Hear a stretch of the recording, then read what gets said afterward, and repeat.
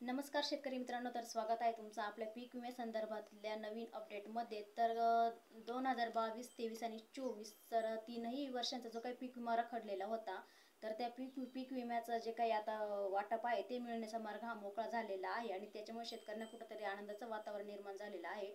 परंतु यामध्ये किती जिल्हे पात्र झालेले आहे, हेक्टर किती मिळणार आहे, कोणत्या जिल्ह्यामध्ये किती शेतकरी पात्र झालेले आहे आणि या शेतकऱ्याला प्रत्येकी किती रुपये मिळणार आहे, तर त्याचे सविस्तर अपडेट आज आपण आपल्या व्हिडिओच्या माध्यमातून घेणार आहोत। त्यापूर्वी तुम्ही जर चॅनलवरती नवीन असाल तर असेच शेतीविषयक नवीन व्हिडिओ बघण्यासाठी सर्वात अगोदर आपल्या चॅनलला सबस्क्राईब करा। तर यामध्ये राज्य शासनाच्या माध्यमातून 2024चे जे काही शेतकरी पात्र करण्यात आलेले आहे, तर या शेतकऱ्यांना राज्य सरकारच्या माध्यमातून जे काही पीक विमा कंपन्यांना आवाहन केलेलं होतं, त्या पीक विमा कंपन्यांच्या माध्यमातून आता जे काही 64 लाख शेतकरी पात्र करण्यात आलेले आहे, तर या 64 लाख शेतकऱ्यांना आता 2555 कोटीचा जो काही निधी आहे तो आता राज्य सरकारच्या माध्यमातून मंजूर करण्यात आलेला आहे आणि येत्या 2 दिवसामध्ये याचं वितरण देखील केलं जाणार आहे। तर ते जिल्हे कोणते आहे, हेक्टर किती मिळणार आहे, कोणत्या पिकासाठी मिळणार आहे, याचं सविस्तर अपडेट आपण 3 वर्षाचं अपडेट 3च मिनिटांमध्ये बघणार आहोत। तर नवीन असेल तर चॅनलला नक्की सबस्क्राईब करा, व्हिडिओ कुठे स्किप करू नका, जेणेकरून 2022चा मिळाला नसेल, 2023चा, 2024चा तीनही वर्षाचा पीक विम्यापासून तुम्ही का वंचित आहे या व्हिडिओमध्ये तुम्हाला कळणार आहे। तर शेतकरी मित्रांनो, ज्या शेतकऱ्यांनी अद्यापही आपली केवायसी केलेली नाही किंवा आपल्या पासबुकला आधार लिंक केलेलं नाही, ज्या शेतकऱ्यांनी आधार लिंक केलेला आहे अशा शेतकऱ्यांच्या खात्यावरती आता ही रक्कम जमा होण्यास सुरुवात झालेली आहे। तर शेतकरी मित्रांनो, तर पहिला जो जिल्हा आहे तो म्हणजे आपला सर्वात प्रथम आहे तो अमरावती। तर अमरावती जिल्ह्याचा जर आपण विचार केला तर अमरावती जिल्ह्यामध्ये सुद्धा बहुतेक शेतकरी पात्र झालेले आहे। तर त्यामध्ये अकोला असेल, यवतमाळ असेल, बुलढाणा, वाशिम, जालना, त्याचबरोबर परभणी, हिंगोली, नांदेड, बीड व लातूर हे जे काही जिल्हे आहेत, तर या जिल्ह्यातील शेतकऱ्यांना जुलै महिन्यामध्ये झालेली अतिवृष्टीचं जे काही अनुदान आहे, तर ते अनुदान शेतकरी बांधवांच्या खात्यावरती जमा होण्यास सुरुवात झालेली आहे। सर्वप्रथम जर आपण अपडेट बघितलं तर सर्वात प्रथमचं जो आहे तर जुलै व ऑगस्टमध्ये जिल्ह्यामध्ये अतिवृष्टी झालेली होती आणि त्यामुळे राज्य सरकारच्या माध्यमातून जवळपास 1000 कोटी रुपयाची जी काही रक्कम आहे ती मंजूर करण्यात आलेली आहे। तर यांच्या खात्यावरती वितरित देखील करण्यास सुरुवात झालेली आहे। तर त्यामध्ये शेतकरी मित्रांनो, जिल्हानिहाय यादी व शेतकरी संख्या आपण बघणार आहोत। तर त्यामध्ये जी काही आकडेवारी आहे तर त्या आकडेवारी आपण जाणून घेणार आहोत। तर त्यामध्ये अमरावती जिल्हा आहे सर्वात प्रथम, तर त्या अमरावती जिल्ह्याचे 90,255 शेतकरी पात्र करण्यात आलेले आहे आणि या शेतकऱ्यांची जर आपण आकडेवारी बघितली तर या शेतकऱ्यांना सुद्धा आता 90,255 कोटी बांधवांच्या खात्यामध्ये 65 कोटी 31 लाख रुपयाची जी काही रक्कम आहे ती जमा करण्याची कार्यवाही ही जवळपास अमरावती जिल्ह्यामध्ये सुरू करण्यात आलेली आहे आणि एकंदरीतपणे आपण जर विचार केला तर या जिल्ह्यातील वाटपाला देखील सुरुवात झालेली आहे। त्यानंतर दुसरा जो जिल्हा आहे आणि महत्त्वाचा तो म्हणजे अकोला।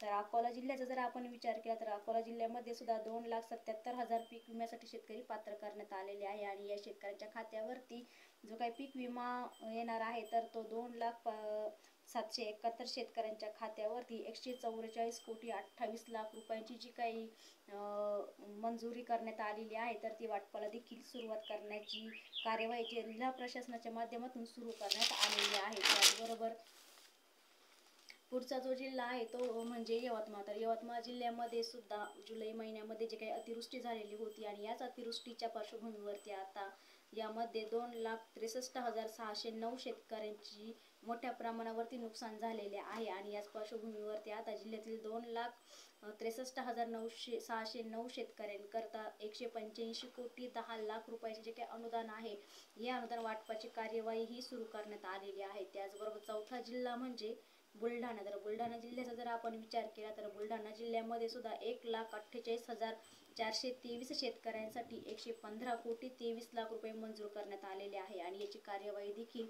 येत्या 2 दिवसामध्ये शेतकऱ्यांच्या खात्यावरती वितरित केली जाणार आहे। त्यानंतर महत्त्वाचा जो जिल्हा आहे तो म्हणजे वाशिम। तर वाशिम जिल्ह्याचा जर आपण विचार केला तर शेतकरी मित्रांनो, वाशिम जिल्ह्यामध्ये सुद्धा 7,165 शेतकऱ्यांकरता जी काही रक्कम मंजूर करण्यात आलेली आहे तर ती रक्कम नाही 282 शेतकरी याच्यामध्ये पात्र झालेले आहे आणि या शेतकऱ्यांसाठी 47 कोटी 14 लाख रुपयाचा जो काही निधी आहे तो मंजूर करण्यात आलेला आहे। त्याचबरोबर पुढचा 7वा जो जिल्हा आहे तो म्हणजे परभणी। तर परभणी जिल्ह्यामध्ये सुद्धा 201 शेतकरी जे आहे ते पात्र करण्यात आलेले आहे आणि या शेतकऱ्यांना शेतकऱ्यांसाठी सुद्धा 201 शेतकऱ्यांच्या खात्यावरती 27 लाख रुपयाचं जे काही वितरण आहे ते मंजूर करण्यात आलेलं आहे.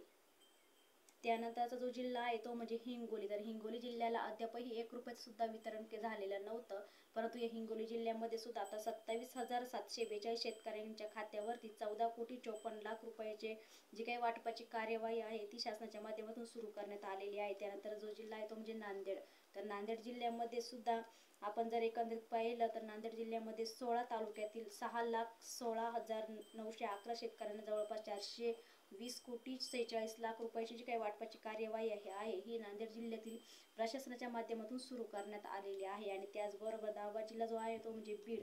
तर या बीड जिल्ह्यामध्ये सुद्धा 127 शेतकरी पात्र करण्यात आलेले आहे आणि या 127 शेतकऱ्यांकरिता 9 लाख रुपये मंजूर करण्यात आलेले आहे. त्याचबरोबर 11वा जिल्हा आहे तो म्हणजे लातूर. तर लातूर जिल्ह्यामध्ये सुद्धा फक्त 32 शेतकरी पात्र करण्यात आलेले आहे आणि यांच्या शेतकऱ्यांच्या खात्यावरती 2,92,000 रुपयाची जी काही मंजुरी करण्यात आलेली आहे ती सुद्धा वाटपाला सुरुवात झालेली आहे. त्याचबरोबर ऑगस्ट महिन्यामध्ये या 2 महिन्यामध्ये मोठ्या प्रमाणात अतिवृष्टी झालेली होती आणि या पार्श्वभूमीवरती आता ज्या शेतकऱ्यांचे मोठ्या प्रमाणावरती नुकसान झालेले आहे म्हणजे त्यांच्या जमिनी खरडून गेलेल्या आहे अशा शेतकऱ्यांना सुद्धा आता जी काही नुकसान भरपाई आहे ती त्यांच्या खात्यावरती वितरित केली जाणार आहे. तर त्यामध्ये अकोला, अमरावती, यवतमाळ, बुलढाणा, वाशिम, जालना, परभणी, हिंगोली, नांदेड व बीड, त्याबरोबर लातूर जर हे काही जे काही जिल्हे आहेत तर या जिल्ह्यातील सर्व शेतकऱ्यांना एकूण 14,09,518 शेतकरी जे काही पात्र करण्यात आलेले आहे. तर या जवळपास आता